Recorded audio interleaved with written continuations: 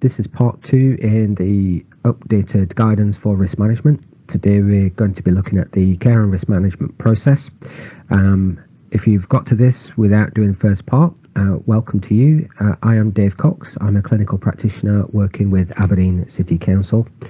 And I think we could make a start. By way of an overview for the care and risk management process guidance, it's important first to acknowledge that we're talking about a very small but significant number of children who present a really high risk to themselves or others. They may be involved in harmful sexual behaviours, they may be undertaking offending behaviours, but they also may be subject to exploitation, criminal exploitation, sexual exploitation.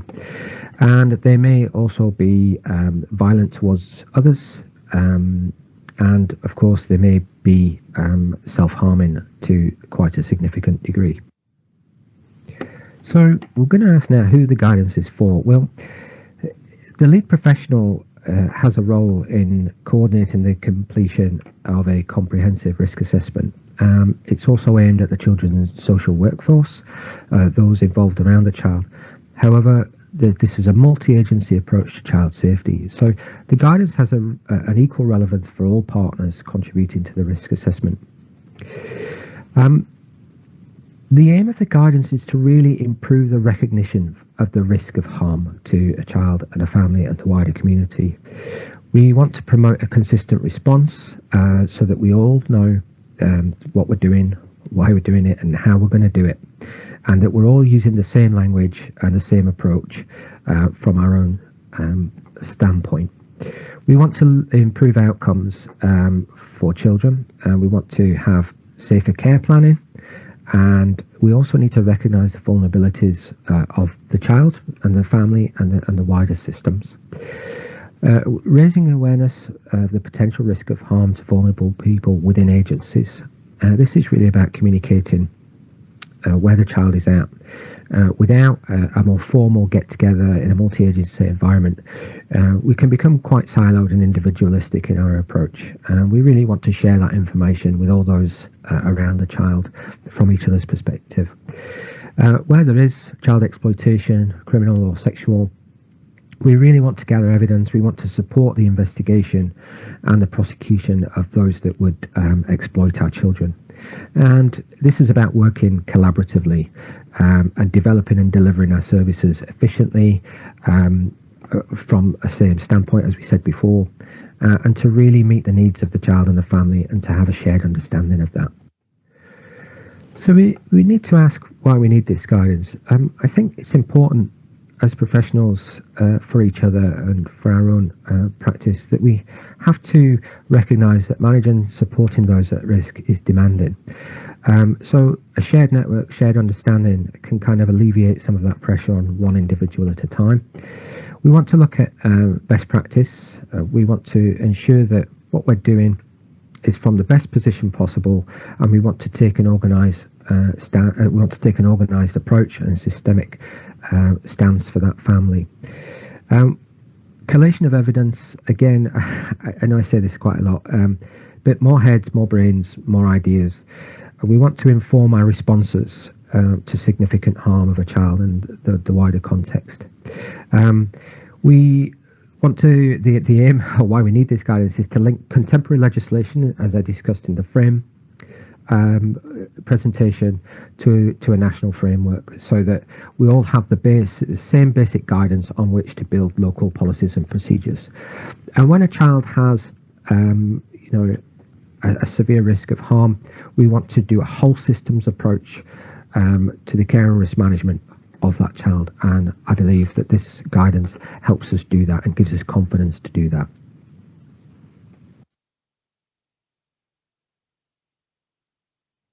We looked at the overarching aims for the guidance in the care and risk management process based on that framework we looked at in session 1. I think it's worthwhile exploring the aims of the CARM process. We have now reached a level of significant harm. We are going to invoke the care and risk management process, and we want to know what we're trying to achieve. So first and foremost, we just want to manage the assessed risk. We want to be able to highlight to appropriate agencies that individual children are exhibiting these behaviours and that a response may be needed. We just want to ensure that a risk assessment, a formal risk assessment, is undertaken. We want to be able to share information. It's not just about highlighting to, but we also want to ensure that we can share what we know and we can expect a reciprocation of that, their own evidence, so that we build a wider picture of the child's world on which to act. We want to clarify the nature of the harm and the individuals who may be at risk. Immediate individuals, those in the community. We will look at intent. We will look at if there's any coercion or force to or from the child, and we want to actually look at the nature of the harm itself. You know, what's in it for the child? What is the function of that harm? What are they trying to tell us? We want to identify risk scenarios. We can look what's happened in the past. We can look what's happening now, and we might also want to look what may happen in the future. We want to look at particular settings. What are the triggers? What are the people? You know, did they get up? Did they go to school? Did they have a bad night's sleep, etc., etc.? And we need to build scenarios in on which to build an evidence-based, appropriate reaction and intervention. We're going to build on the child and family's strengths. We're going to look at existing protective factors, and the aim of the CARM is really to explore that idea of protective factors that may not have been engaged. We're going to implement risk management measures. These have to be constructed, they have to be aimed at that child for a particular time. We're going to look at the best interest of the child. We also want to build on the child's social, developmental and psychological needs, not just within the context of harmful behaviours, but life in general. And we're going to ensure that there is an appropriate multi-agency response that, yes, takes care of the child, the family, but we're also going to look at public protection, and we're probably, we want to look at victim safety planning.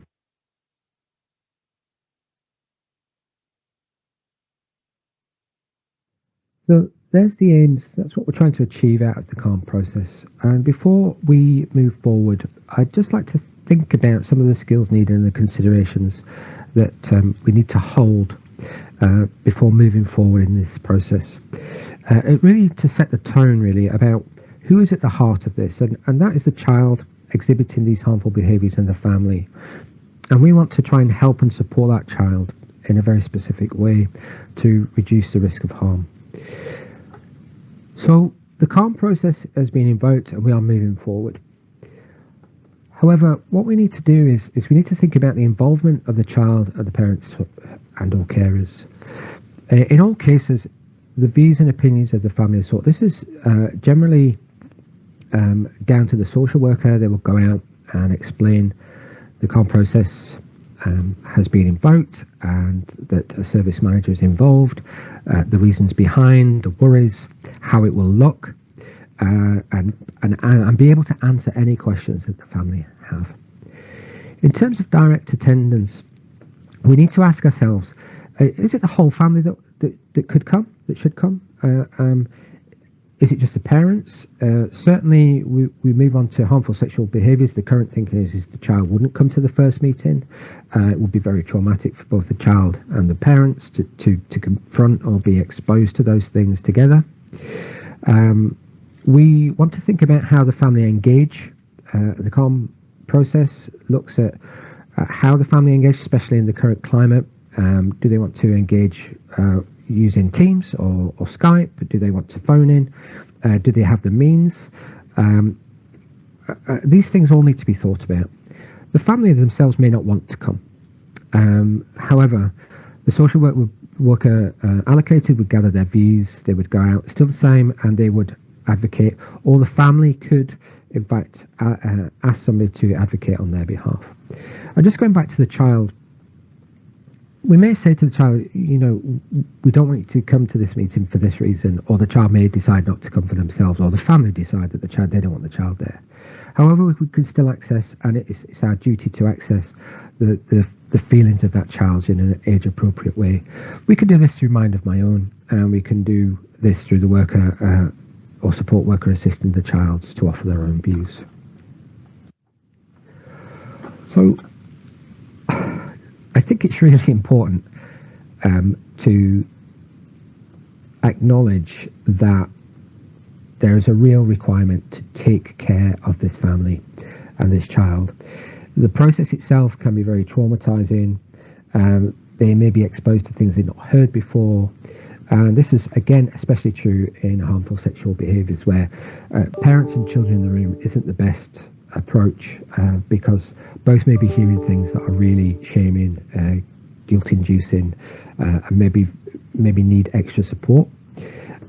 We need to think about the legal status, that any interventions proportionate, take into account the children's rights, the family's rights, but we also need to think of that in the wider context of public safety and victim safety. The service manager is basically responsible for reviewing this process and the referral, and effectively the final decision about who is involved is down to the service manager, but that would be communicated to the family. We want to talk about restricted access to information for the family. First and foremost, information that may compromise ongoing legal proceedings and investigations. It may be that the family has to be taken out of the room for things to be shared, because doing so may expose the family or others involved with the family, a third party, for instance, who have made a report to the police. We have to do all things in terms of data protection, and we also have to think about, that private information from one person might be relevant but not shared within the meeting in front of the other. So, for instance, we could look at medical information or relationship history that would not be appropriate to share in the wider family context. So we have to manage those relationships and those information pieces very, very carefully. And of course, we have to be very careful about how we share information and be mindful that we place no one at risk.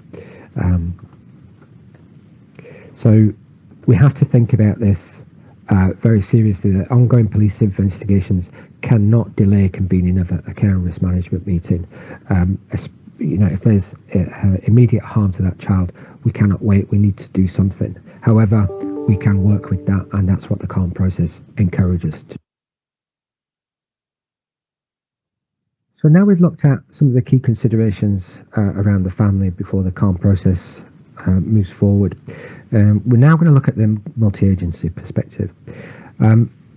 It's just that all the professionals would attend the CARM meeting who are working with a child or young person. This at the core would involve the social work heading up, of course the chair, service manager, the social worker, etc. We would be inviting the police, we would be inviting health and education at the core. We would be looking for anyone from those organisations, again, like I say, who work directly or who certainly, not just in these, but in the extra attendees, maybe have the seniority to commission services to support this child. Additional attendees to consider, this is not an exhaustive list. Any relevant persons to the child or young person, I mentioned grandparents earlier on, can be a good source of information and support in these things, but it must be appropriate. We look at children's rights officer and advocacy services, certainly housing, where there may be problems around current tenancies, size of housing that may be adding or compounding some of the harmful sexual behaviours or harmful violent behaviours. We might want to look at psychological services, psychiatry, again that be through CARMs, but we could look at educational psychology. We want to perhaps offer some, when we're building on strengths, sometimes children can find themselves stuck, and we might want to look at not just their emotional, cognitive and physical abilities, but also what are their skills and how are do they have a future forward thinking look on life. So that might bring in people like Skills Development Scotland. We could look at through care and after care services. I think care experienced children do need support, and we want to always look at that if that's a potential. We might want to look at intensive supervision and monitoring services. This could be, various organisations that may offer support. It could be residential or community-based support. For instance, we could commission third-party services to offer very specific support to this child out with the core attendees. We might think about MAPA, as we said in the first one, especially if there's offending behaviours and they're involved in the court system. And we could also look to voluntary sector representatives.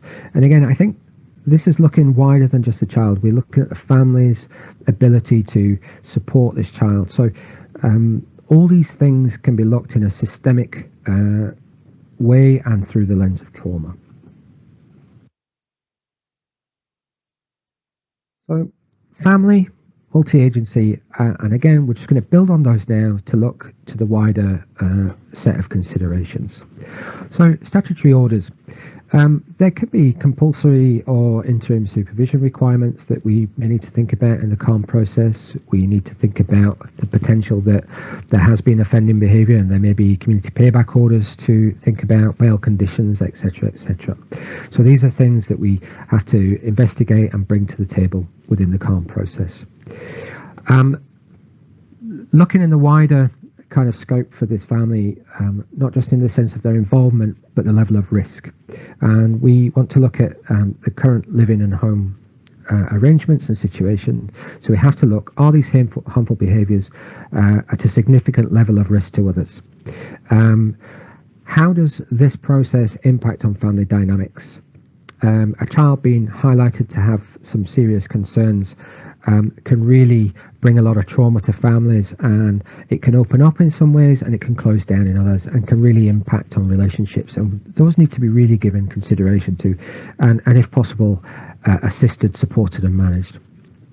Looking to the wider community, the behaviours may not in the past have been appropriate to look in the community, but we can't say that for the future. We go back to scenario planning, but also there may have been issues in the community, and it may be that there's a level of public protection that's required to think about.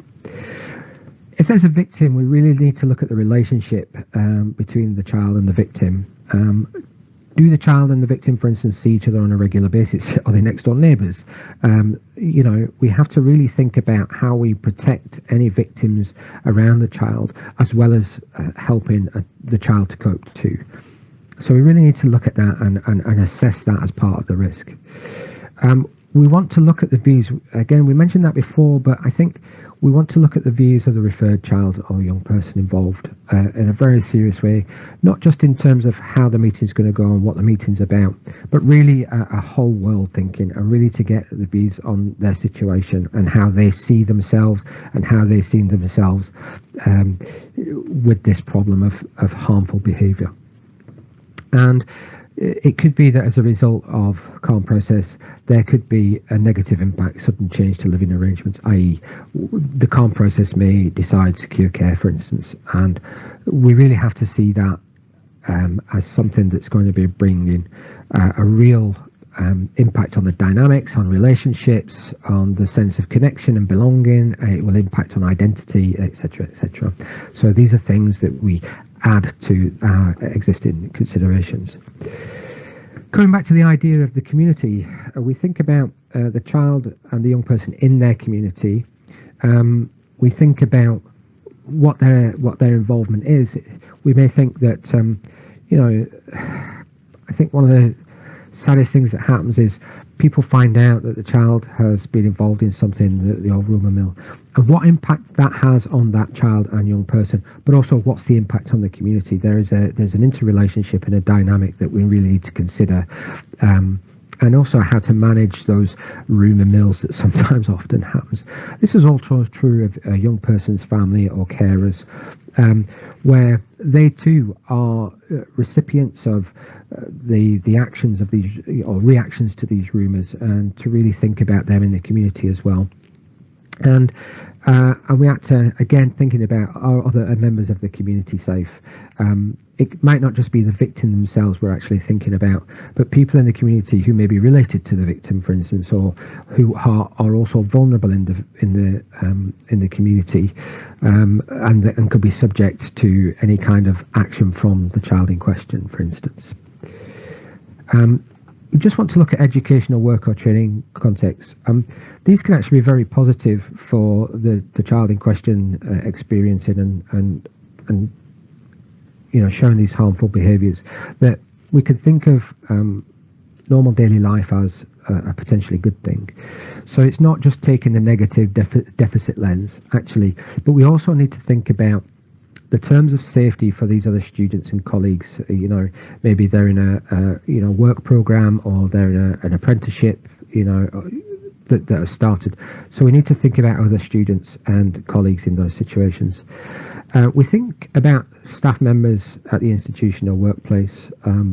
Oftentimes, might be in a school, and this child is going to school, and we have to think about the behaviours towards adults and how they react to authority, for instance. We have to think about the risk to the referred child in those circumstances. Again, like I say, in the community, the child could be at risk when people get to know and the rumour mills start. So we have to think about the retaliation aspects of that child and what they may be subject to. This involves travelling to and from that place.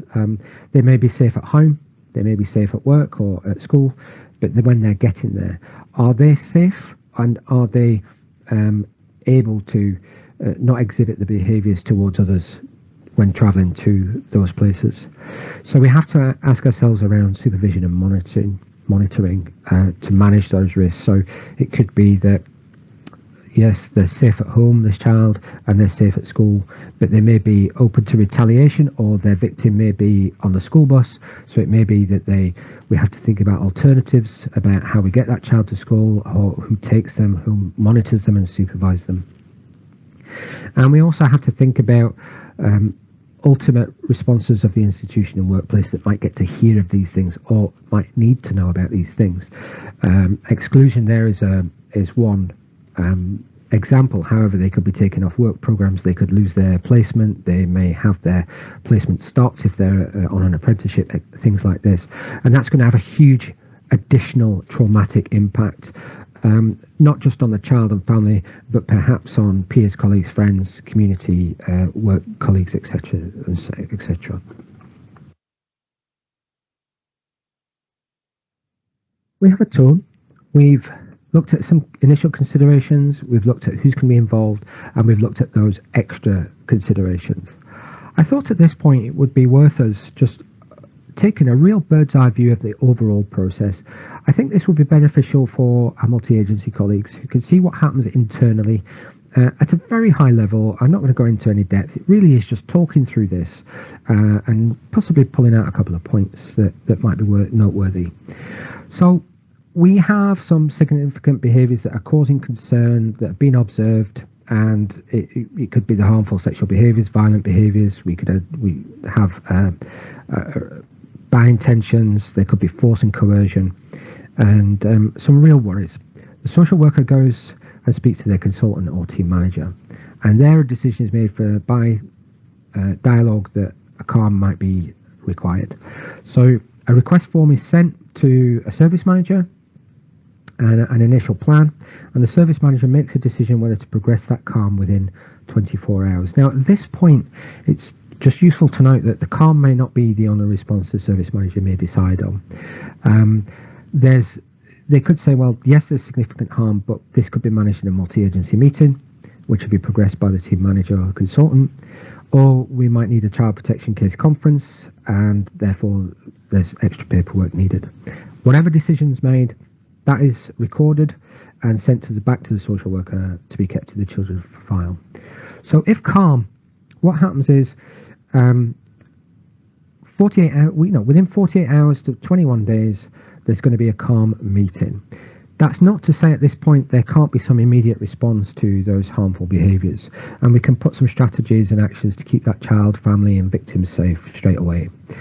So while that's going on, potentially what will happen next is the CARM will identify people within the organisation to carry out a risk assessment, and they're going to do that, and they want to be completed 5 days prior to the CARM meeting, which we'll come back to in a second. So a request for a CARM meeting is distributed, and basically the recording of that request is passed back to the service manager. What happens then is the social worker goes, yep, we've got the green light, we're going to set a date, a time, a venue which is convenient to all. And like I just said there, within 5 days of that CARM meeting happening, the initial risk assessment needs to be advanced to the chair. So once that's reviewed, the social worker provides the paperwork. We have an updated child plan, we have an updated risk management plan, and if there's any specialist assessments, we'll look for criminal justice information, and we will have a chronology. Therefore, the bits in orange are the meeting convened. So for those that have seen the meeting, I do apologise, but for those curious about what happens who've never attended a care risk management meeting, so all that's happening is in that meeting to begin with is the chair will convene, introductions as normal, the social worker updates the child plan, incorporate any risk management strategies during the CARM. We will get the attendees' views as to whether the child requires ongoing risk management through a CARM, and then what we'll do, or what happens is the chair asks around what the appropriate action is required. It gets a consensus from everyone. We go around a table, and everybody's views are recorded. If the CARMS recommends a need for ongoing review and risk management, a core group will be set up at that point, and the dates from there, or the organisation of those risk management core group, it gets recorded and put into the plan. So that's for ongoing CARM reviews. So if there's an outcome of a CARM, whether it's a risk management core group or the actions within that, they get recorded straight away.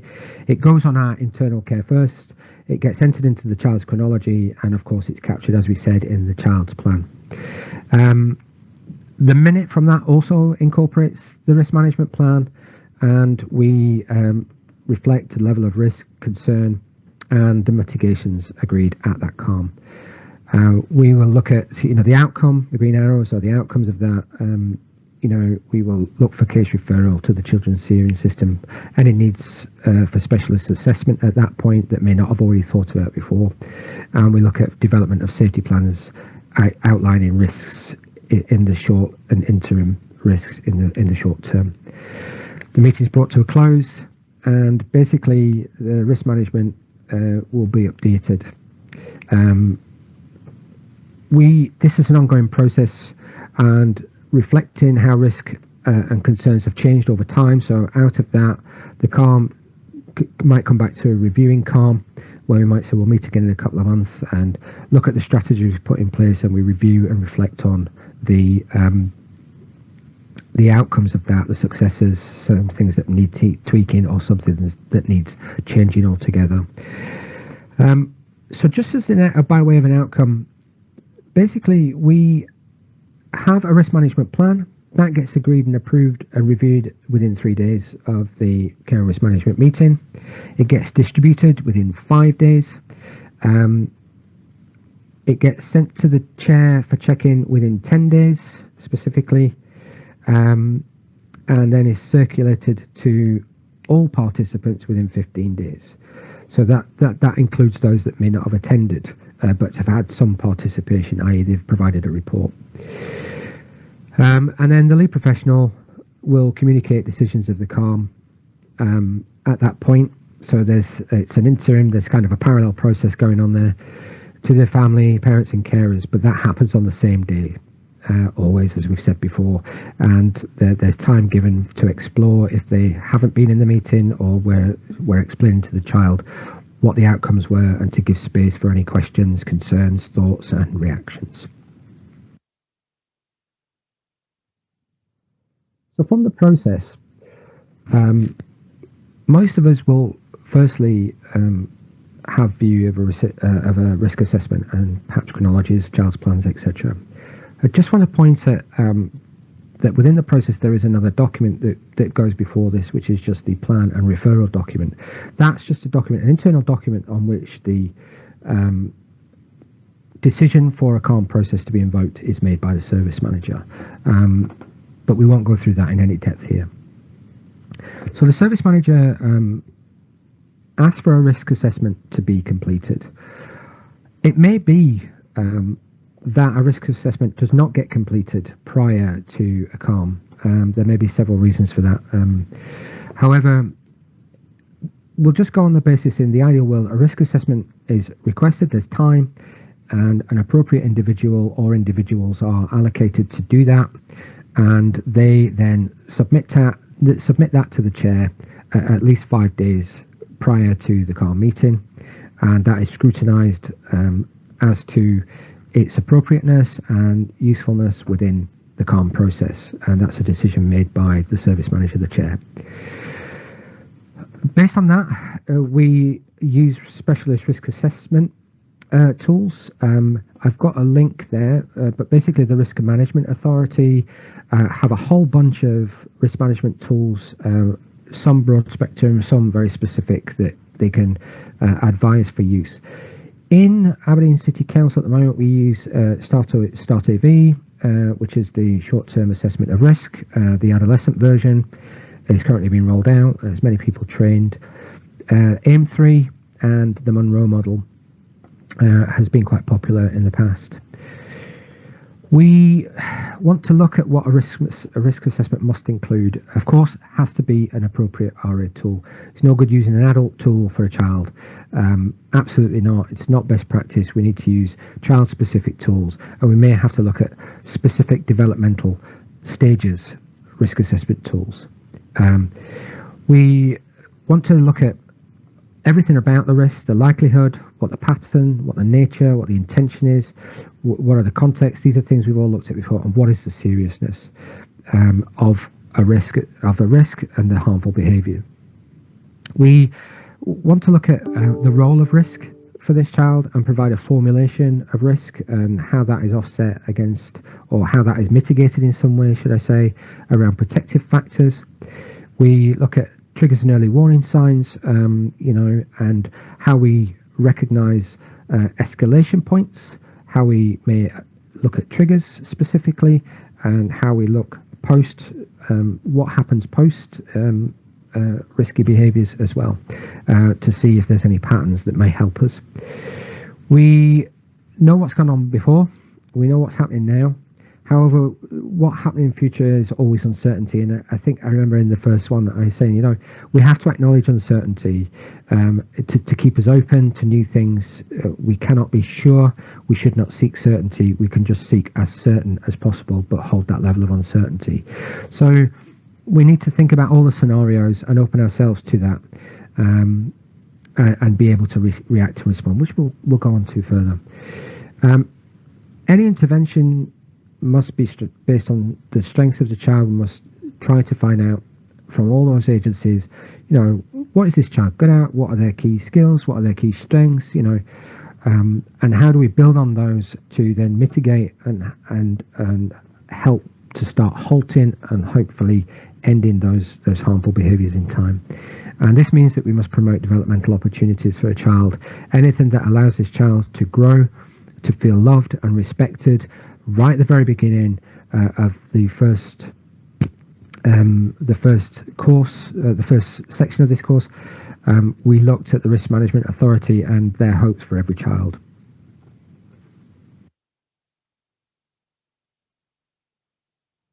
From the risk assessment to the decisions, there are a few things to keep in mind from the process. One of the first things we need to keep in mind, any decision, any outcome from a CARM meeting would want to be communicated to the family. It's really important. It reduces stress and traumatization, and it also gives space when we're communicating those decisions to explore the reactive feelings for that, answer some of the questions, and really just explain what happens next.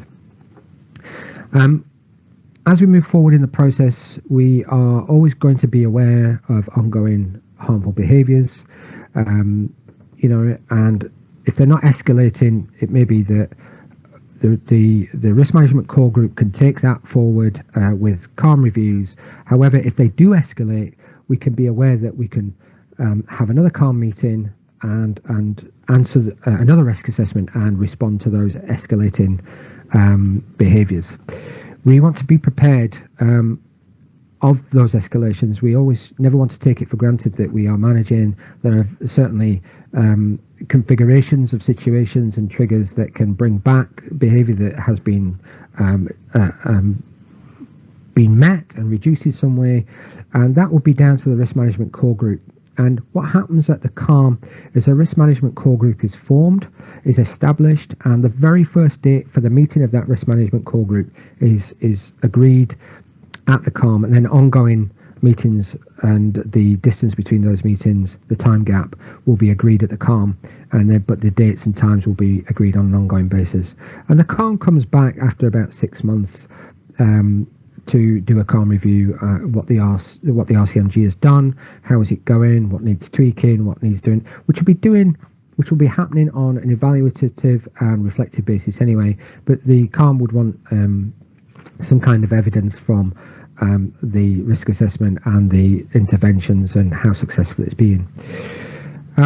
Again, it's not just being prepared, but taking immediate action. You know, of course, risky behaviours may be escalating. We are ready, not just through the RCMG, but the social worker. And again, like I said, being prepared to come back to have another CARM, irrespective of if there's a CARM review agreed, to meet any needs that have come up since the intervention started. Should a CARM decision be that the child would be best placed in secure care for a while, then there's an internal procedure called a secure care procedure, which it's just to really make you aware that the service manager has access to. It is the case sometimes we sit around a table, many heads, many brains, many ideas, and we're not always in agreement, and that's fine. I think sometimes that can be healthy. It can widen up conversations, it can widen up thinking, and can be quite healthy. However, it must be ensured, the process ensures that these disagreements must be recorded, and the disagreement about, say, the classification of harmful behaviour is recorded. However, the chair will have the last say on how that's classified and what the intervention will be. So, yeah.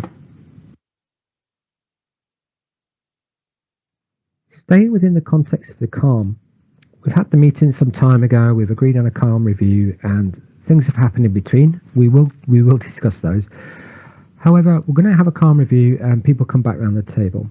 The role of the chair of this CARM review will be to look at and direct people to further incidents and offences that may have happened since the last CARM and the intervening RCMG. They will decide whether or not a further assessment is required to inform, or to build on the current risk management strategies, and they will review the risk management elements. So they look at the elements, they look at the success, do things need changing, tweaking, etc., etc. They look for modifications or additions. They will look on those tweaks, they will say, okay, we'll talk about this is not working so well, and this is how we want to modify it, and we will discuss that in the CARM process, or that will be led by the CARM chair.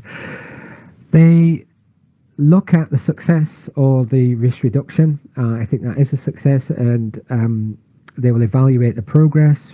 The question is previously, what we might need to tweak or do less of, or what can we continue doing, and what do we need to do more of. And of course, based on our initial considerations, we're going to get the views of the families, and we're going to in that meeting get feedback on the level of cooperation from the family, and we can also tweak that up, down, or maintain. We can look at the risk classification in a reducing or an increasing risk behaviour. We can look, has something moved from high risk to a lower risk, or has it actually disappeared?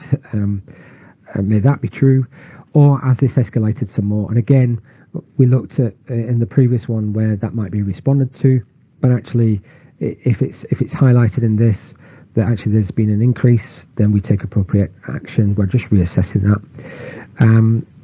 And we also look at the support given to the chair's responsibility will be to reassess how much support is offered. Again, this is with a view of proportionality. So I think the process is to see if we can reduce. However, that might not be the case. We might have to increase. And they will get updates from the monthly, bi-monthly the risk management core group. Will basically be providing these updates and things.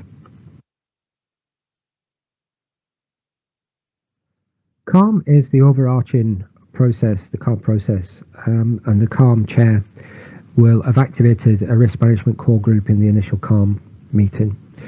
I'd just like to go into that group now and what they do and what they're responsible for.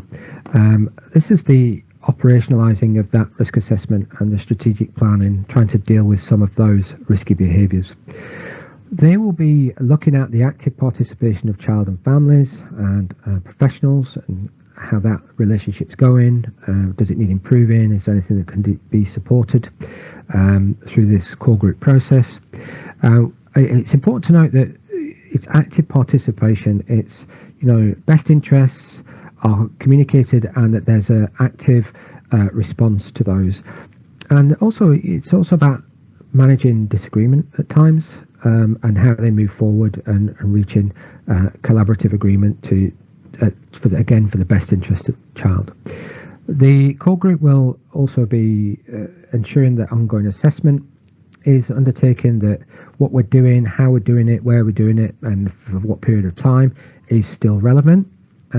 Does it need extending? Does it need shortening, etc., etc.? They continue again to implement, monitor, and review risk management strategies. So we have the assessment of those and we're implementing those, and it's a constant cycle of implement and review.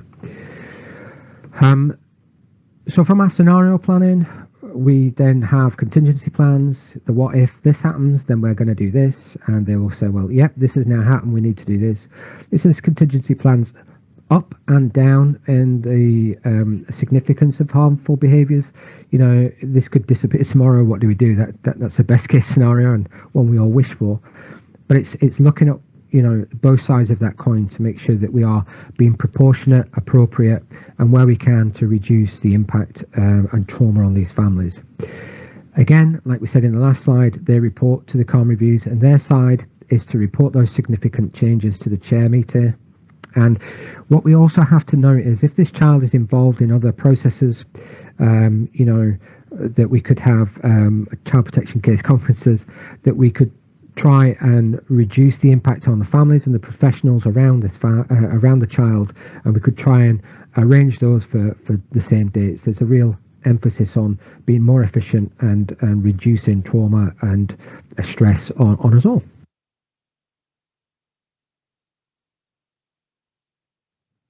It may be the case that the child we're working with at the time of the CARM, for instance, had been charged with an offence but not convicted. We will take that into consideration.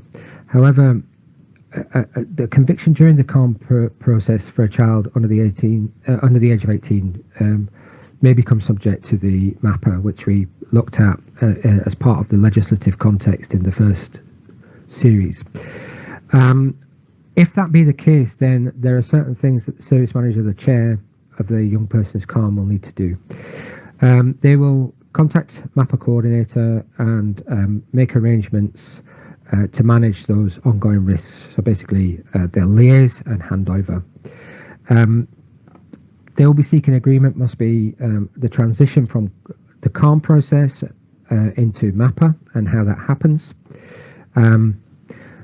What's going to happen later on?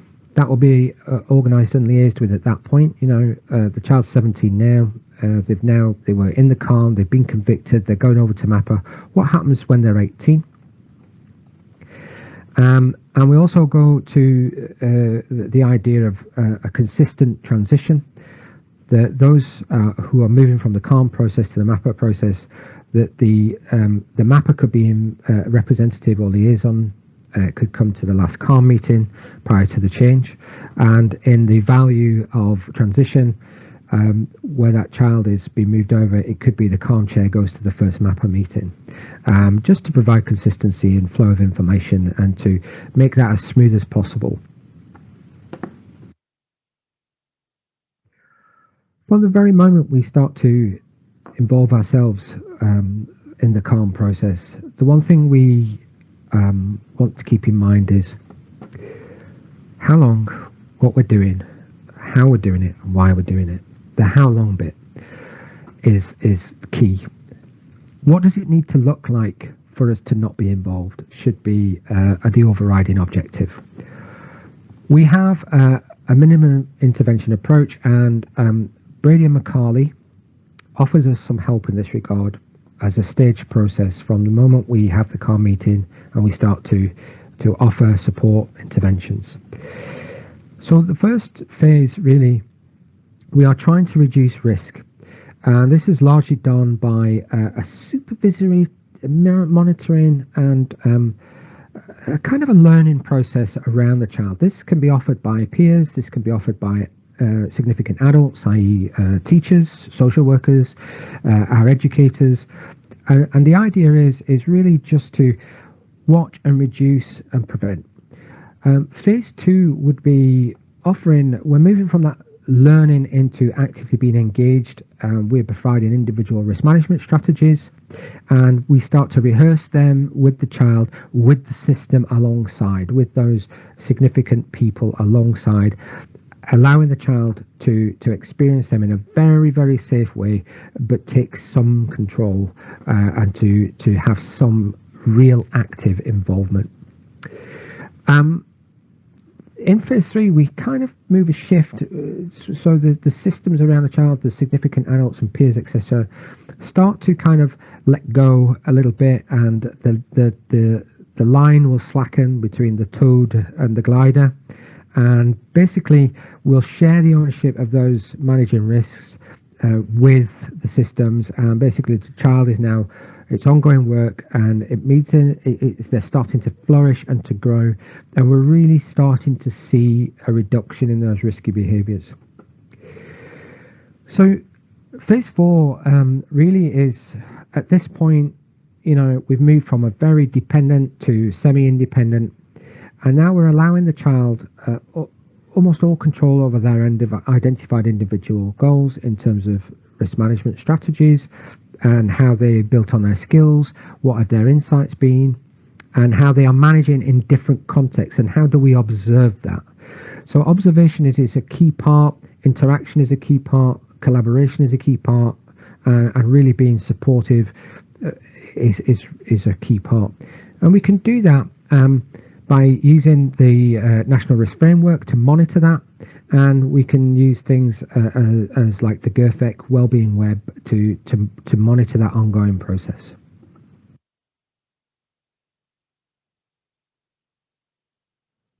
We're in the middle of CARM process, and for a couple of reasons, that the child may move out of city, and there are a few different scenarios and a couple of ways that may happen. So if the movement of that child is within Scotland from our authority to another, the chair, the service manager, will be responsible for contacting the receiving authority to let them know and to discuss what the situation is and how to potentially move forward. If there is the sense that or the knowledge that that child will be moving out permanently, say family are moving away for employment reasons within Scotland, that would initiate a case handover. They will be providing all the information that's already been collated. They would provide the information on the interventions and how that's going, etc., etc. And like the MAPA process, the service manager may go along to that first CARM meeting just for consistency and to perhaps provide clarification of any of the information. If it's movement without Scotland, the service manager will make all reasonable efforts to get in touch with the appropriate authorities in the relevant geographical area. If that's within the UK, that might be emergency social work services, and if necessary, the police.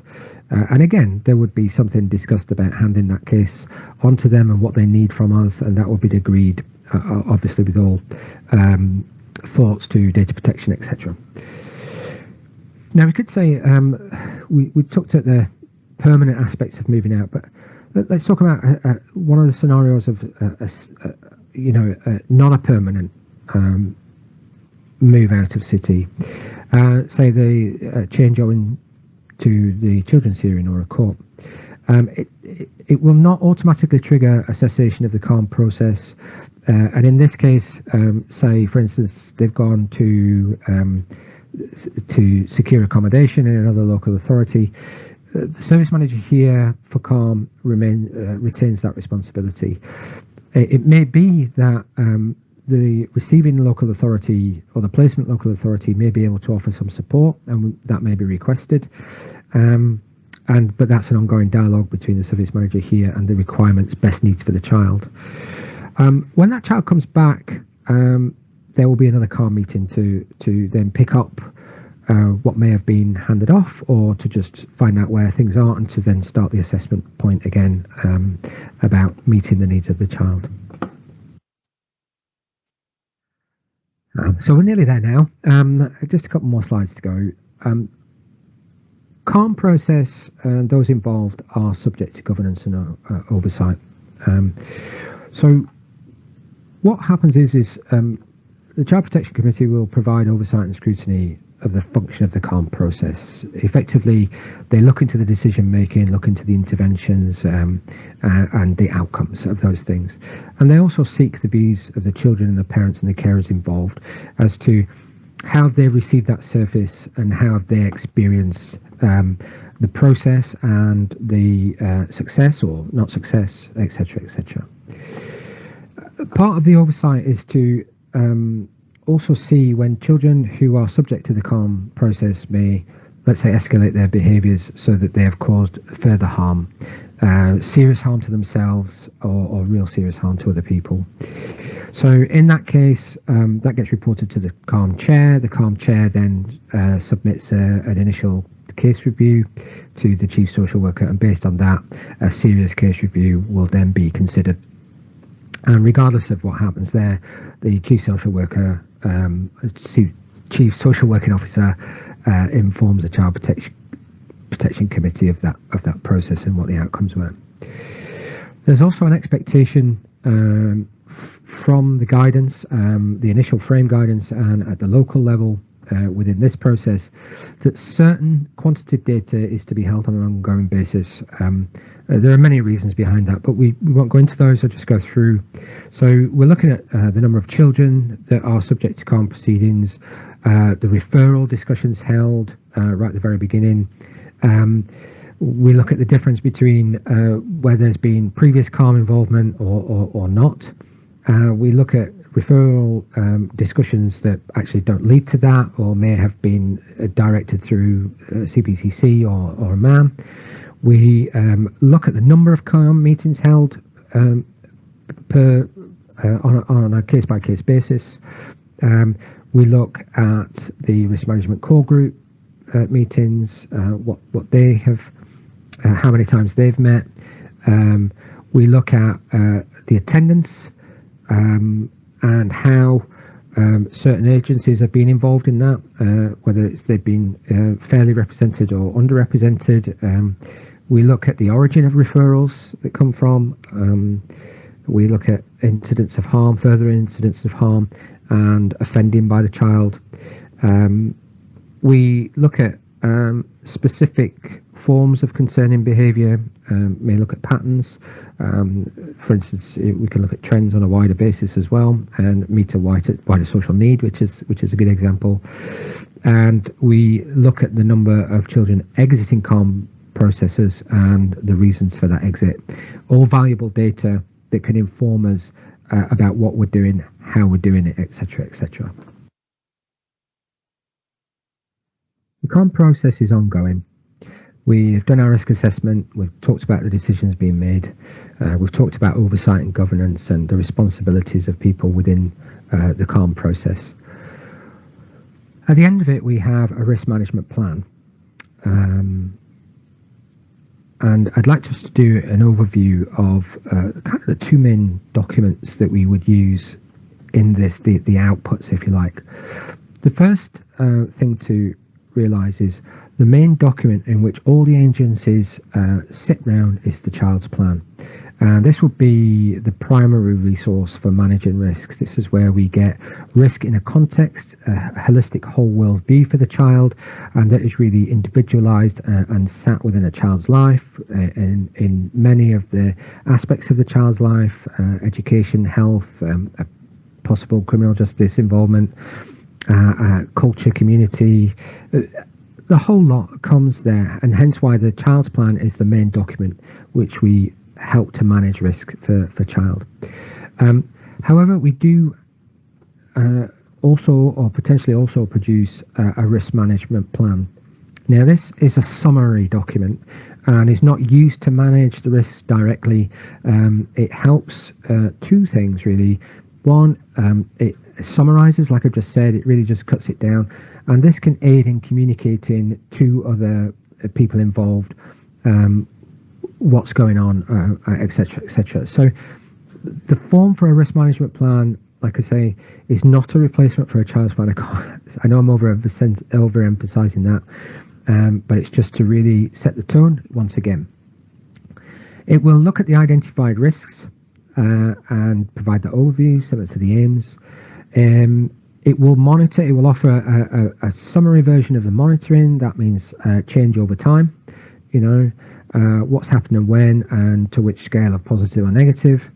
It will just summarize supervision, i.e., those factors that offer a likelihood of a decrease in risky behavior. It looks at the intervention, what we're actually doing to reduce risk over time.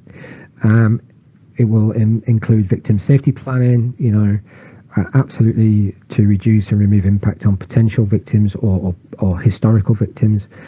And it also looks at the contingency planning. What are the other things we've looked at that may happen that we might have to be aware of and respond to? And basically that's how we capture and manage, through the child's plan and a risk management plan, what we're helping to do and achieve with this child.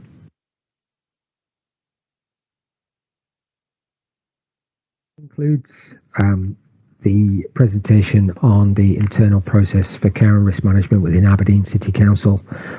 I'd really like to thank you if you made it this far. Thank you for your patience. I know it's not the most exciting of subjects, but that is not to say that it is not an important subject to know about, to understand the process of, to see where it's come from in the framework document from the Scottish Government guidance. And this second phase is how Aberdeen City Council, our partners, wish to respond to that guidance and offer something. I just want to reiterate that families are at the centre of our process. We want to give them the best service and support possible, and to really help young people feel loved, respected and valued, and encouraged to really progress and grow in Scotland, of course throughout the world. But so thank you. If you have any questions, please contact myself or Julia Milne and Bernardo's. If you have any feedback, please, I would love to hear it. I could possibly make this better if I was to do it in future. So I do thank you. Here's some references, and I hopefully look forward to hearing from some of you soon. So thank you very much. Enjoy the rest of your day.